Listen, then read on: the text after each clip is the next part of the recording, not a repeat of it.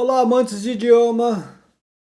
Você já se falou assim, olha, até que entender eu entendo, mas na hora de falar, hum, vamos bater um papo sobre isso, mas depois da vinheta. Fica comigo, tamo junto, vinhetarei.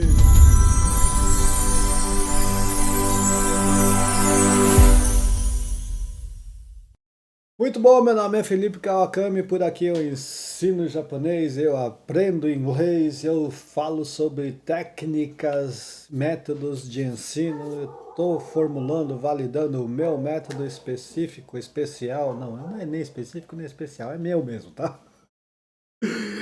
Mas voltando aqui ao assunto, ao bate-papo que nós vamos fazer, se você já falou assim, olha, entender, até que eu entendo bem, mas na hora de falar não sai nada. Olha só, quando eu estive no Japão, eu estive no Japão por 30 anos, talvez seja a coisa que eu mais escutei os brasileiros lá falar. Entender não é tão difícil, entender o japonês não é tão difícil.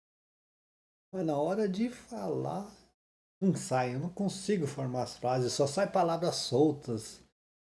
Já se sentiu assim? E na verdade, quando a gente está começando a aprender o idioma, é normal nós sentirmos. Mas por que que isso acontece? Por que que é mais fácil entender, ou as pessoas, na maioria das vezes, tá? Existem perfis que são diferentes, que a pessoa fala mais do que entende, tá?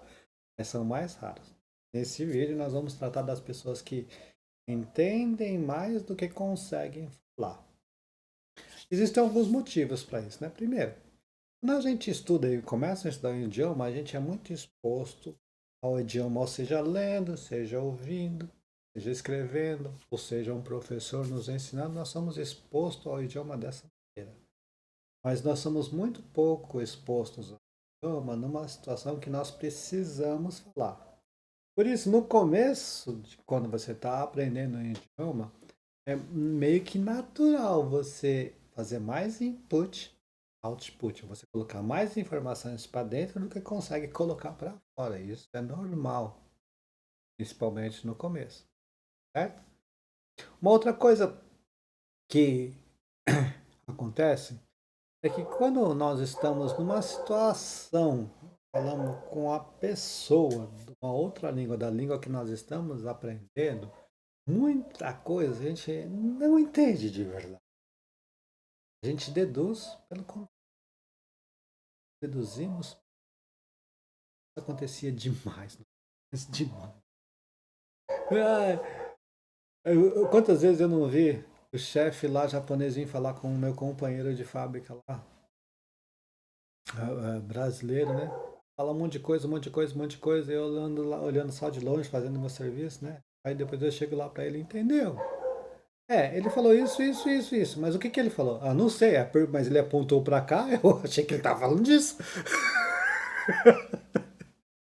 Quantas e quantas vezes não aconteceu? Ele entendeu realmente tudo? Não, ele deduziu por causa do contexto. O chefe só podia estar falando de trabalho, não ia falar da sua vida ou do jogo de beisebol que ele viu ontem. Ele está falando de trabalho, né? Geralmente para ir mais rápido. Tá? Então, muita coisa a gente deduz pelo contexto, isso como que engana a gente, que a gente acha ou tem a impressão que entende mais do que fala. Mas a gente só entende alguma coisa realmente entendendo pela palavra quando a gente consegue reproduzir a palavra em si. Aí sim. Então, isso dá a impressão para nós mesmos que a gente entende mais do que a gente fala.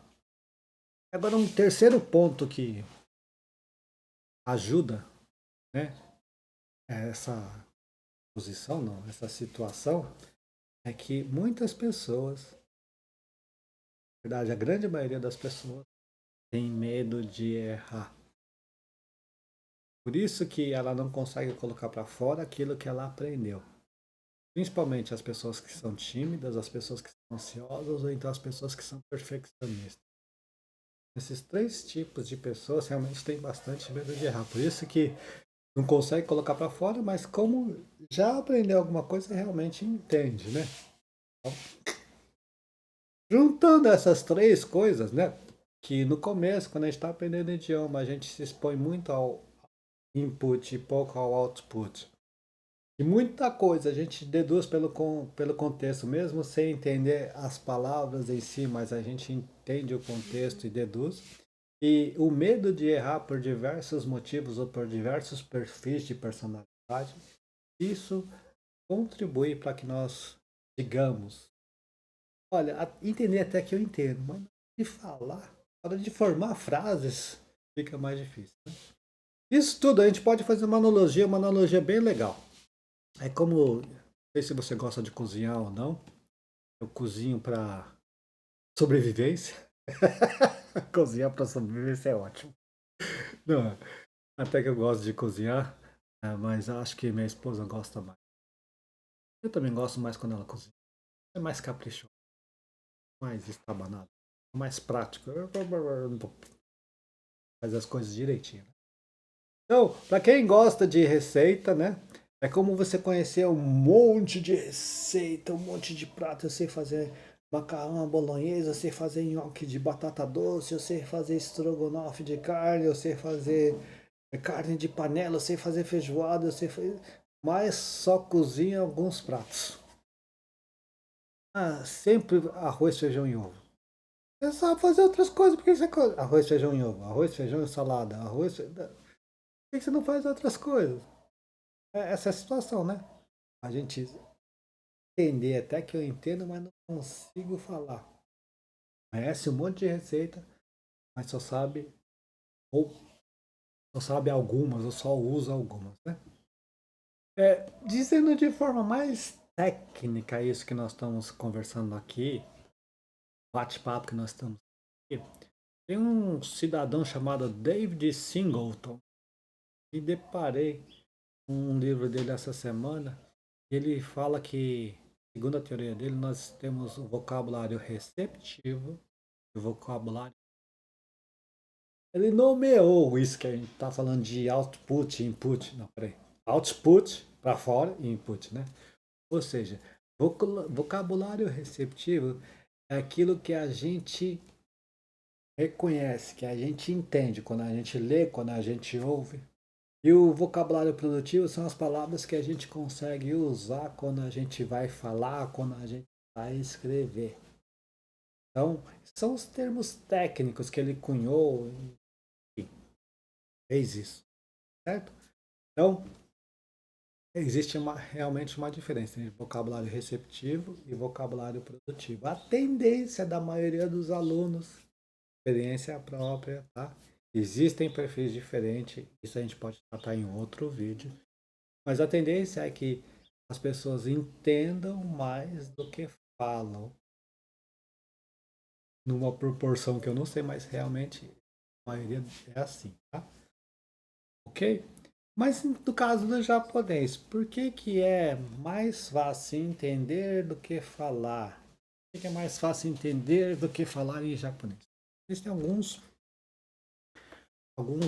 pontos específicos que se aplicam ao japonês, tá? Primeiro, quem quer aprender japonês, principalmente quem mora no Brasil, é porque gosta de mangá, gosta de anime e gosta de assistir, ver, ler e faz isso na língua materna, né? Então, pela exposição muito alta que você tem a esse tipo de conteúdo, você acaba entendendo mais do que falando, certo? Então, a exposição ao tipo de conteúdo da língua-alvo que nós estamos tendo, quanto maior a exposição, talvez a gente consiga mais entender do que falar. Outra coisa que dificulta a gente falar no português, ou português não, no japonês, é uma coisa chamada partícula. Partícula é como que o terror dos estudantes de japonês, juntamente com kanji, tá? Juntamente. Por quê? Porque as partículas são palavras que têm tradução. Algumas delas não tem, algumas a gente consegue traduzir, mas elas têm a função. Dito de maneira bem simples, tá? Bem simples, tem exceções, tá? Mas As partículas são palavrinhas pequenas que identificam a função gramatical da palavra ao contrário, certo? Então, o que vem antes e que ela é dentro da frase, depende da partícula que vem depois. Então, isso pro português, pro brasileiro, é uma coisa que não existe, né? Como que tem uma palavra que não tem tradução, que tá ali só para indicar a função gramatical? Então, logo no começo, porque essas partículas, muitas delas, se você não usar, você vai colocar um significado errado na sua frase.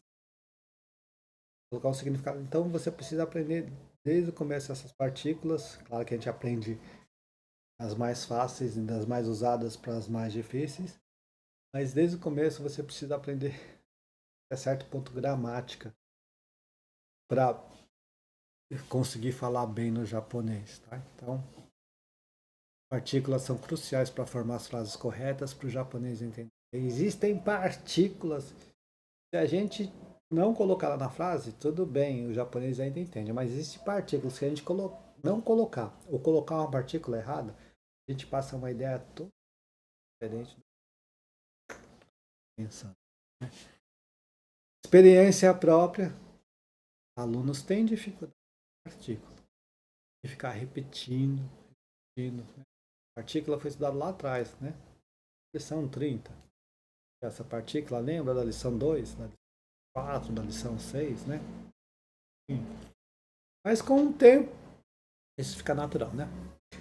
Um outro fator que dificulta falar no japonês, gramática diferente, estrutura gramatical diferente. Esse negócio de o verbo vir no final da frase é bem difícil de entender, né? Eu como macarrão em casa. Não, em japonês, eu macarrão em casa como. O verbo vem lá pro final. Você tem que esperar tanto para praticar a ação, para falar ação. No português a gente aprende que o verbo é a parte mais importante da oração, né? Então, gramática difícil, mais complicada, simplesmente diferente, tá? Vamos comparar a gramática do português com o japonês. Os dois têm suas dificuldades e os dois têm fatores que facilitam, mas elas são diferentes uma da outra. O que dá a impressão de quem é brasileiro e está aprendendo japonês que o japonês é difícil, a gramática do japonês é difícil, e vice-versa, mas são apenas diferentes. Certo? E um último fator que contribui para a gente falar que é mais fácil entender do que falar é pouca prática de conversação, tá? Eu vi isso bastante no Japão, tá? O que acontece? No Japão tem uma comunidade brasileira muito grande. Existem fábricas que existem muitos brasileiros. Inclusive, existem pessoas, são denominadas tantoshas, ficam supervisionando os brasileiros. Ela fala japonês e ela é o elo de comunicação entre os brasileiros e a fábrica. Ou seja, o funcionário fala assim, ó, eu preciso sair 5 horas.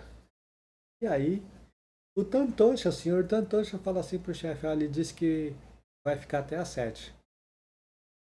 Ah, então muito obrigado. Ó, ele falou que você tem que ficar até às 7.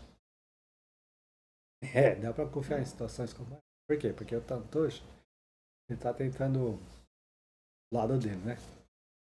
Não tô dizendo que todo Tantosha é assim, mas eu já vi casos assim de uma pessoa que é a Tantosha, que ele faz o elo entre a fábrica e os funcionários. Tanto é que mesmo tendo capacidade para fazer isso, eu nunca quis fazer isso por causa dessa fama, desse estigma que está por trás disso, né? E da dor de cabeça que também isso causava para mim. Era muito mais fácil ir lá fazer meu serviço, entender o que eu diretamente que o chefe estava me dizendo, fazer do jeito dele, sem nenhuma dificuldade, tá certo? Então são 4 motivos, especialmente no japonês, torna difícil a gente contribuir para a gente falar. Eu entendo mais do que eu falo, né? Primeiro, exposição passiva e muita exposição a conteúdos em japonês. Gramática diferente da gramática portuguesa, principalmente as partículas. Aí nós temos 2 motivos, né? E pouca prática de conversação no japonês, por causa desses tantoshas, não se tinha muito contato do japonês diretamente com o brasileiro. E mesmo porque também tinha uma comunidade muito grande de brasileiros, chegava final de semana, chegava dentro da fábrica mesmo, se fala em português naturalmente, tá? E agora o que nós podemos fazer para transformar esse vocabulário receptivo em vocabulário produtivo, ou seja, para a gente falar quase tanto quanto a gente entende, né? Tem algumas dicas aqui, eu vou logo dizendo, a última é a melhor, tá? Isso é técnica para retenção do vídeo. Vai cair nessa? Vai cair nessa? Poxa, mas eu sou muito límpido, né? Límpido é ótimo. Muito claro, né? Nem sei disfarçar. Agora você vai pausar o vídeo, você vai cair fora desse vídeo. Só porque eu dei um gatilho para retenção. Não, fica aí comigo e nós vamos ver aqui algumas dicas para a gente transformar o nosso vocabulário receptivo em produtivo. A gente conseguir falar quase o tanto que a gente entende. Tá bom? Primeiro, crie frases com palavras novas. Aprender uma palavra nova, cria uma frase com ela. Qualquer uma, tá? Usa ela, usa ela. Pega um caderno, escreve. Aplicativo como o Anki, registra a sua frase. Aprendi que a K é vermelha. Ah, a caneta é vermelha. Coloca lá no Anki, né? Aquele aplicativo de memorização. Escreva, tá? Escreva. Se você estiver aprendendo kanji, segunda dica, né? Escreva os kanjis à mão. Tudo que a gente escreve à mão, tudo que a gente escreve à mão, a gente consegue internalizar com mais facilidade, tá? Use os aplicativos de meditação, Anki, Memrise, outros.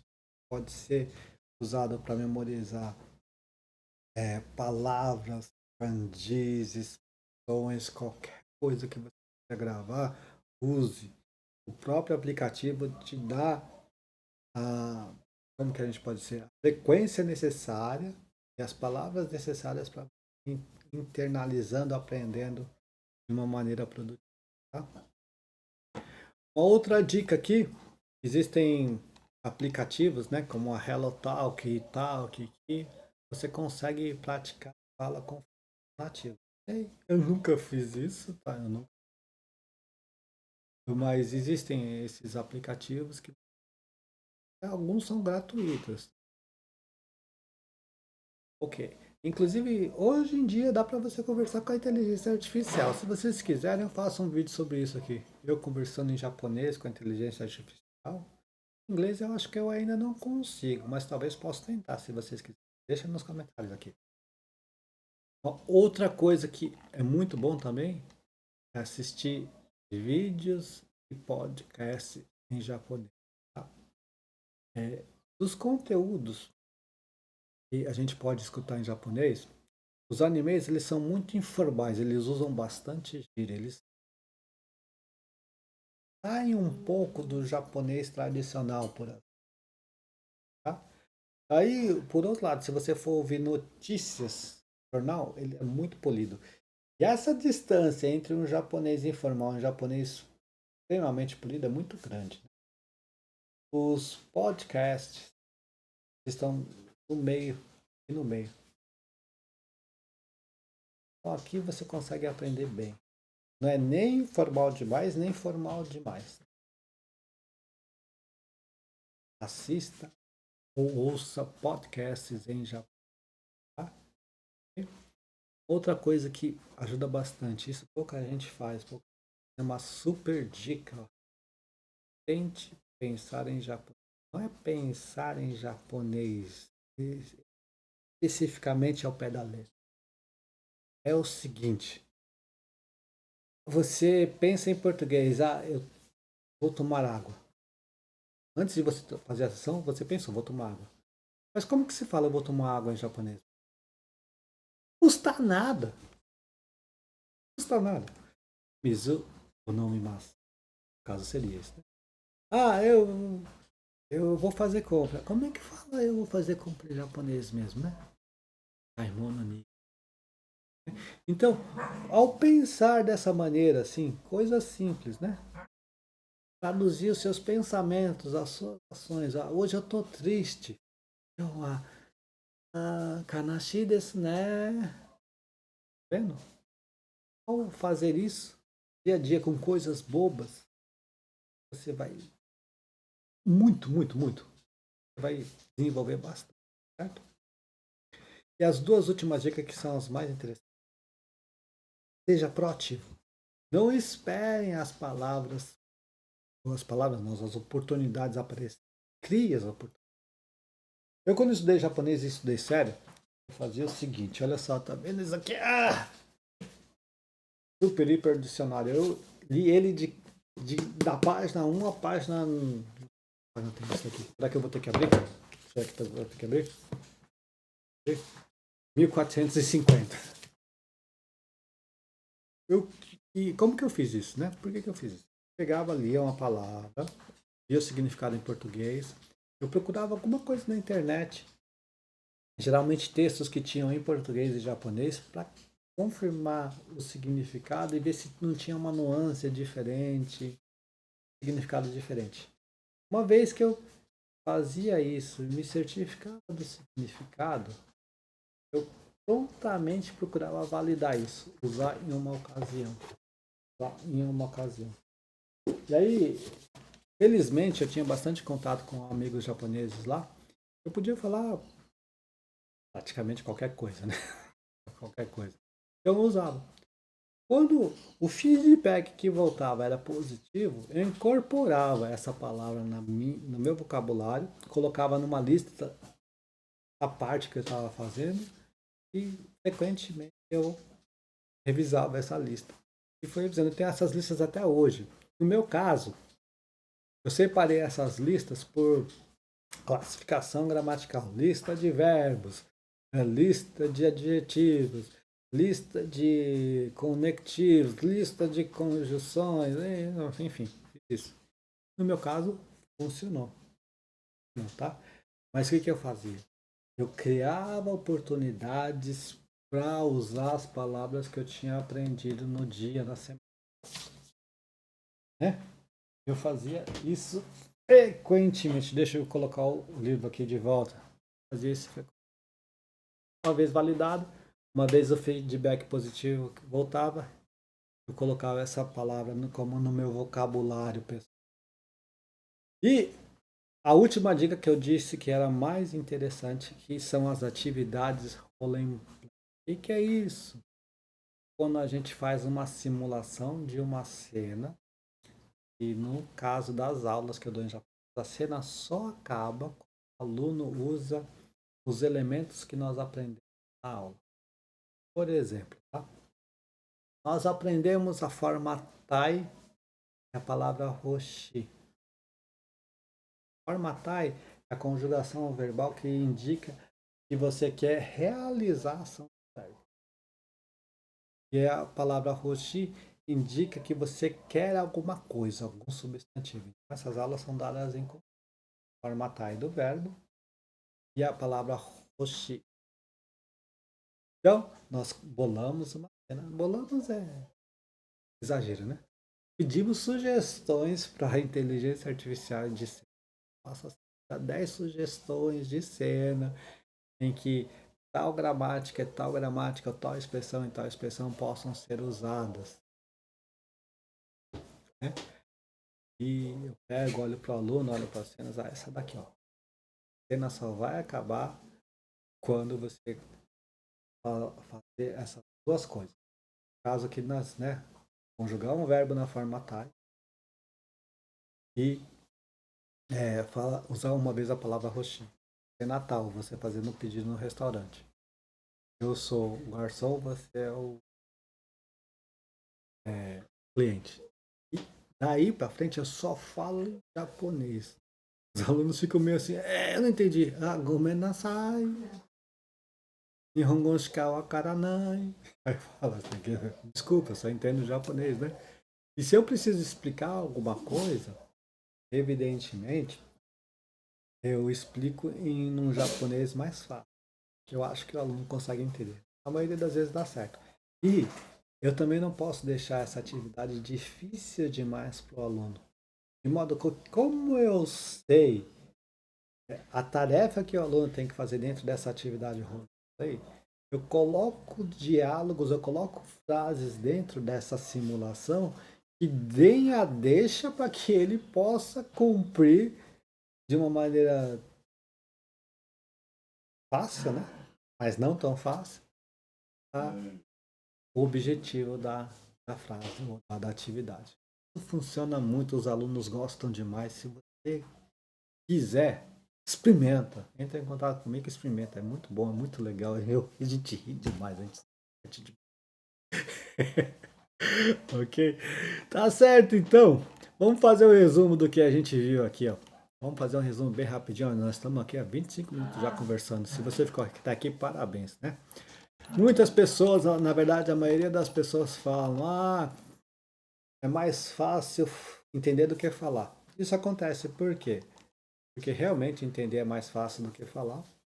Muitas vezes, quando a gente está começando a estudar um idioma, a gente faz mais input, muito mais input do que output, mas principalmente porque as pessoas têm medo de errar. Né? São tímidas, são ansiosas, são perfeitas. Vimos também que, especificamente no japonês, o que dificulta as pessoas a falarem um tanto quanto, sabe? São algumas coisas, né? Primeiro, exposição passiva a conteúdo em japonês. Aquela que ela só coloca para dentro. As diferenças gramaticais, principalmente partícula e verbo no final da frase. Isso. Conseguir falar. E poucas oportunidades de praticar a conversa. Vimos que a gente pode combater isso usando os aplicativos, usando um caderno, uma caneta, colocando para fora aquilo de alguma. Existem até aplicativos que você pode usar, parceiros para conversar online, parceiros nativos, japoneses de verdade mesmo, todos eles. Eu tinha um aluno que fazia muito isso. Eles são muito bonzinhos, eles explicam, falam devagar. Mas as dicas que eu acho que são mais interessantes para nós é tentar sempre pensar na língua que você ser proativo, não esperar a oportunidade aparecer, mas criar as oportunidades. Se você tiver a oportunidade de fazer aula com o professor, peça para ele fazer atividade. Eu faço. A gente gasta um bom tempo. Certo? Então, esse foi o conteúdo de hoje. Falei 27 minutos sozinho sobre isso. Eu pensei que o vídeo ia durar 15. Ficando muito enrolado. Ou seja, eu falo é demais. Teve paciência para agora? Teve. Parabéns, você merece, tá? Agora faz mais um pouquinho, só mais um pouquinho. Deixa, por favor, o que você achou no comentário. Se você concorda, discorda ou trecorda com isso que nós batemos o papo aqui, certo? Você acha que alguma das sugestões que eu dei aqui nesse vídeo faz sentido para você? Coloca em prática. Depois vem aqui e me conta se deu certo. Se fizer sentido para você, deixa um like aí no canal. Tem que toda pessoa que faz YouTube fala isso, né? Será que ajuda tanto assim? No meu caso, ajuda, tá? Porque eu vou ficar no gás para fazer mais, tá? Tá certo? E se quiser compartilhar com os amigos, se inscrever no canal, a gente não reclama disso, não. Agradeço de vocês terem estudado até aqui. Estudado não, assistido até aqui.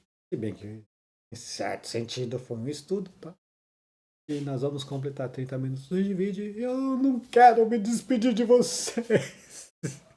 Vou fazer o seguinte, eu vou gravar um outro vídeo daqui a pouquinho. Então eu vou fazer uma pausa agora. E tamo junto, tá? E lembrando, se quiser ter aula, tem contato comigo que a gente cria um bem bolado. E ainda tem 2 vagas. Certo?